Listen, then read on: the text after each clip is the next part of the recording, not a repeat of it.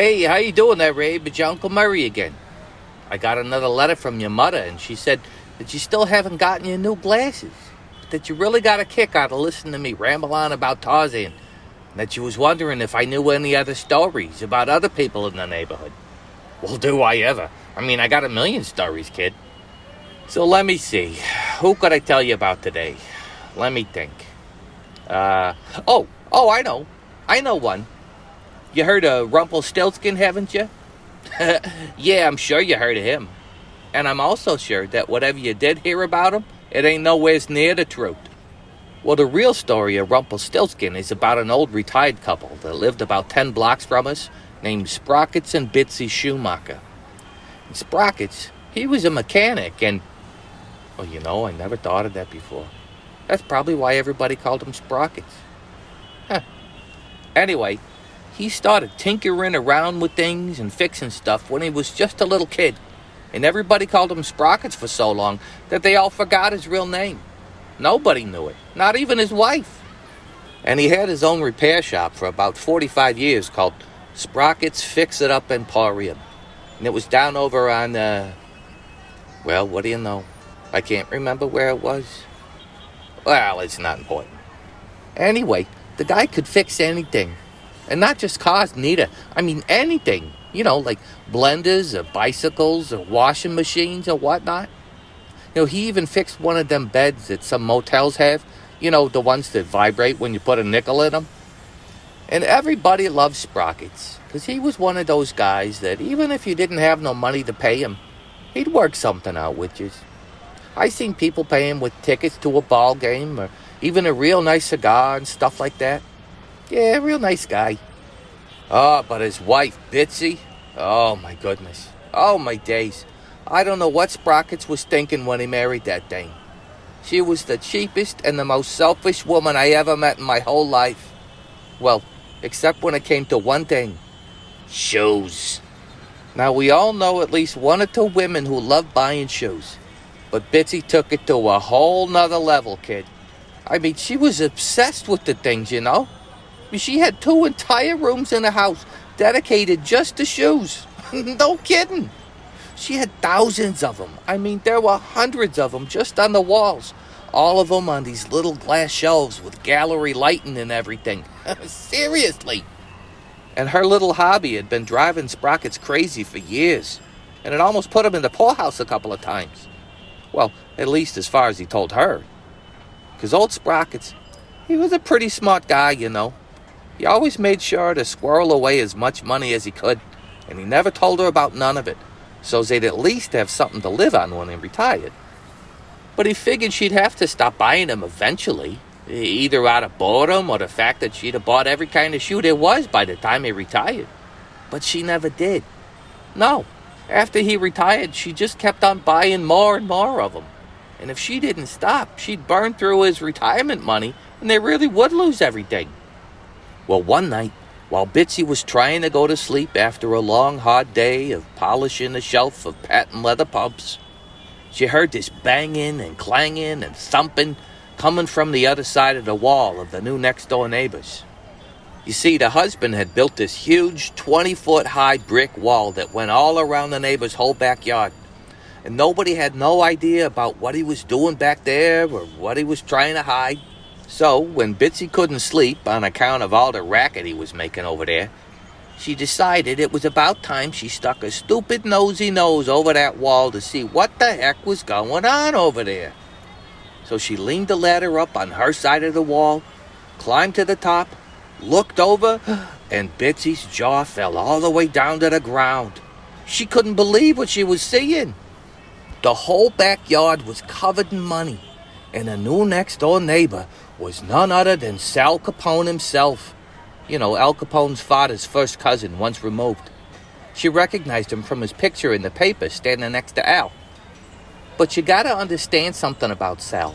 You see, he had stopped drinking a few years back along with his 2 best pals, Bill and Bob. So he just couldn't be a part of the whole bootleg whiskey thing with Al. But he still wanted to be a part of the mob, So instead, he got into printing counterfeit money, see? And what Bitsy saw in the backyard was a whole bunch of the funny money hanging on clotheslines waiting for the ink to dry before they bundled it all up. So Bitsy, she goes back inside, trims her toenails one more time just to be safe, climbs back into bed, and starts thinking about how she was gonna get her greedy little claws on some of that fake dough. And so she decided to stake the place out, see? She'd sit on top of the wall and take notes about when they was there and when they was gone, when Sal was in the garage printing, how long the dough took to dry and all of that. She watched them for a couple of weeks, and she noticed that they was almost always gone from sunup to sundown, and they always printed the money at night. So one day, when she just couldn't stand waiting no more, she sneaks into Sal's backyard, creeps over to the garage, opens the door, and there it is. That stupid clunky machine she's been hearing all of these nights. But it was a lot bigger and looked much more intimidating than she'd imagined. But she figured, how hard could it be, you know? The paper was on a big roll and already loaded, and the ink was probably in some big tub underneath. So all she's got to do is figure out what button to push to get the thing going. So she starts pushing buttons and pulling levers and throwing switches until finally it starts moving around. But it didn't sound the way it was supposed to, and it starts smoking and clanging, and then the whole thing just grinds to a halt. And oh my goodness, oh my days, does she start to panic. All the blood drains from her face, and she started feeling cold all over. She just broke the main source of income for Sal Capone himself, and she knows that if she gets caught, she's had it. So she starts trying to fix the thing, trying this and trying that, but everything she tries just seems to be making everything worse. And now she's all covered in ink and grease and sweat, and then it happens. The door swings open, and there stands Sal Capone, looking so pissed off that Bitsy thought she was going to pass out right then and there. But she's the first one of them to speak, and she says, "Oh, Mr. Capone. Oh, Mr. Capone, I'm so sorry. Please don't kill me, Mr. Capone. I'll do anything. Oh, please." So Sal says, all right, calm down now. Cool it. Now you listen to me, Toots. My mechanic is out of town on another job, so you better figure out how to fix this thing and fill up this whole garage with dough, or I'll fix you real good, you get me? You do what you gotta do to make things right. I'll give you till tomorrow morning to make everything straight. But if you can't do it, I'm gonna have to do something that you're gonna regret. Capiche? Then Sal turns around and goes back into his house and leaves Bitsy alone with her panic and misery. So she makes a beeline back to her house and spills the whole story to Sprockets, begging him, please, honey, you gotta help me out of this, blah, blah, blah, blah. So Sprockets, he says, okay, I'll help you, but on one condition. No more shoes, you hear me? Not a sneaker or even a sandal, nothing. Well, Bitsy's so happy he's gonna help her that she agrees to the terms. So Sprockets grabs his toolbox and follows Bitsy back to the scene of the crime and gets to work fixing the printing machine. He's got the whole thing running real smooth again within about an hour. Then he kicks it into high gear and starts printing money like a madman. He hangs it and dries it and cuts it and packs it all up, while Bitsy just sits there, trying to get the ink off of his shoes. Can you believe that? Anyway, Sprockets works all night long, and he finishes up, he takes his tools, and he goes home just a few minutes before Capone comes out to check the work. He's going to see if the crazy dame gets to go home and sleep, or if he's got to go make her sleep with the fishes, you know? Well, Sal finds Bitsy standing there all by herself, and behind her, the machine is all fixed and shiny, looking even better than it did when it was brand new. And the whole garage is filled to the ceiling with perfectly printed and packaged funny money.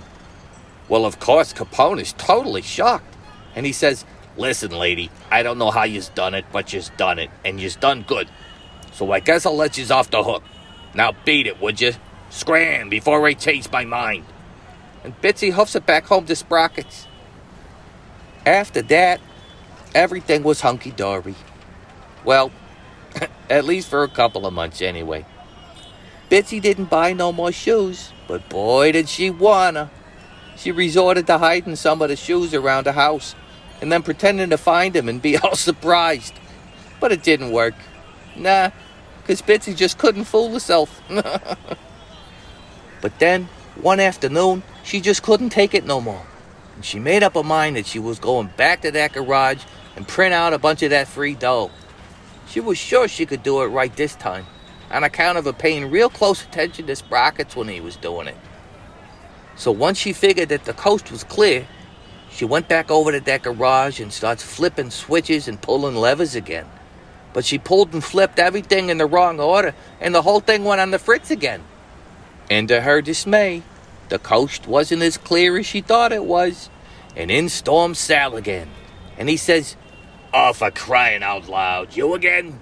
What the heck is wrong with you, lady? You got a death wish or something?" And Bitsy says, "You know something, Mr. Capone? I think you're right. I really must be crazy. But if you give me just one more chance, I promise I'll make it good. I'll fix the whole thing and I'll print all night long again for you." So Sal says, "All right, lady. Since you've done so good the last time, and I still don't know how you've done it, I'll give you one more chance. You fix this thing, and you pack this place to the rafters like you done last time, and I'll cut you loose again. But if I ever even see you out of the corner of my eye, you're gonna be lunch for my cousin Al's Dobermans." So Bitsy runs back to Sprockets and starts begging and pleading with him again, and he agrees to help her out one more time. But this time, when they're all done, she's got to pack her bags and move in with her sister. So Bitsy agrees and says, "Okay, I'll do whatever you want. Now please, honey, can we go? We gotta get moving." Then Sprockets works all night long again, printing and drying and cutting and packing. And when he was done, Sprockets beats it back home and leaves Bitsy alone to deal with Sal again. So in the morning, Sal comes out and sees everything fixed again, and the garage stuffed to the gills with dough again. And he says, "I don't know how you're doing it, lady, but you done real good again. You know, it's a shame you's a sneak thief, 'cause I could really use someone like you in my crew. But I don't never work with no sneak thieves. Now remember what I said and beat it. And don't never let me catch sight of yous again." So Bitsy goes home and starts talking to Sprockets and says, "Honey, I'm so sorry I got us into trouble again. I promise I'll never do it again. But please, honey, please don't send me away. I promise I'll be good." Then Sprocket says, "Okay, listen, honey, I'll make a deal with you. If you can guess what my real name is, I mean, the one my mother gave to me, I'll let you stay and you can keep buying all the shoes you want.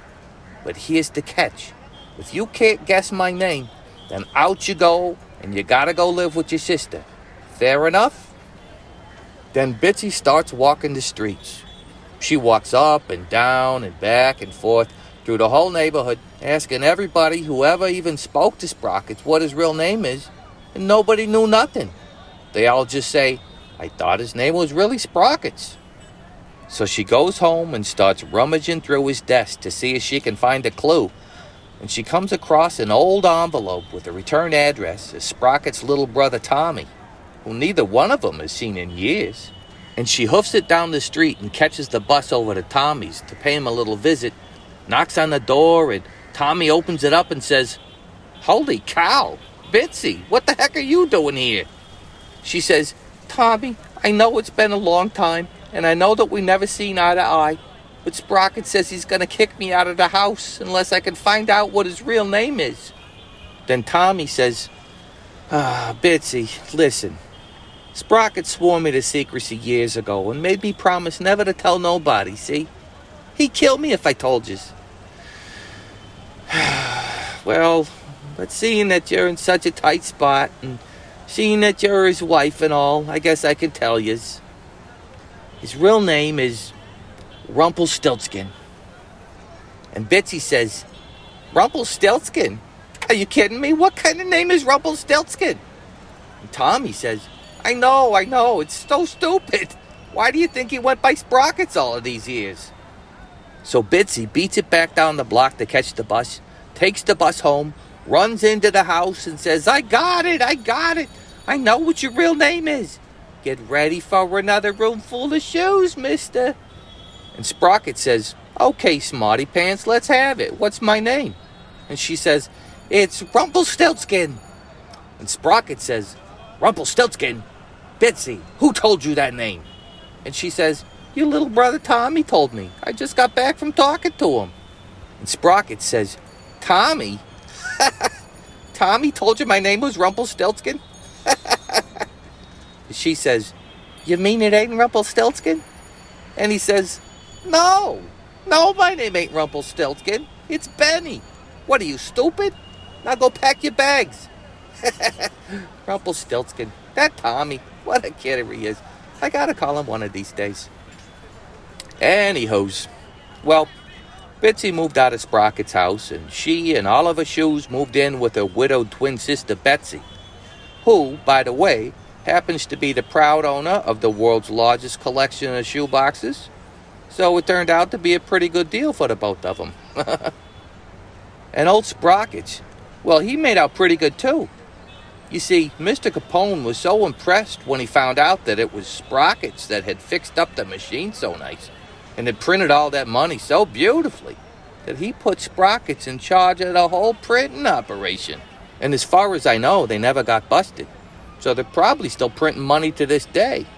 And if I was you, kid, I'd pick who you tell this story to very carefully. Nah, I'm just kidding. No, but seriously, though. Well, that's the whole kit and caboodle about Rumpelstiltskin and Sprockets and Capone and all of that. And I hope you like this one just as much as your mother said that you liked the one about Tarzan. Anyway, I'll see you later. Take care, buddy. I miss you. Love you. Bye-bye.